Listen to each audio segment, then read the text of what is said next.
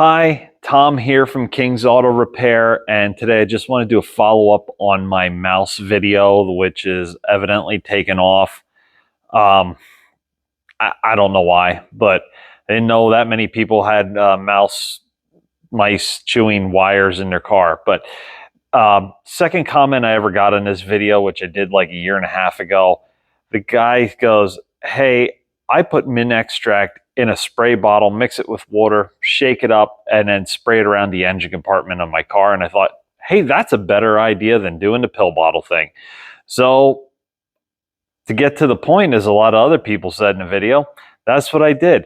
I went over to Home Depot, bought myself a gallon sprayer, went over to the grocery store and bought myself a 2-ounce bottle of mint extract.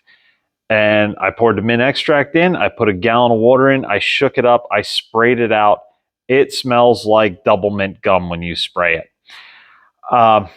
So we've been spraying the under hoods of cars, like all the wire harnesses under the hoods, up on top of the gas tanks. That's why I bought this one guy right here with the spray wand. So it's been working good. We haven't had any mouse problems since. So kudos to that guy. I'll find him and tag him in it. But yeah, much better than my pill bottle design. And if you want something a little bit like you don't need a gallon sprayer of this to keep them going, to keep the mice away, just go get yourself like one of these little sprayers. This is about $7 out the door. So get yourself a little sprayer, mix up some water, mix up a little bit of mint. It'll keep the mice from chewing that soy-based wiring in your car. Save you a bunch of money. All right.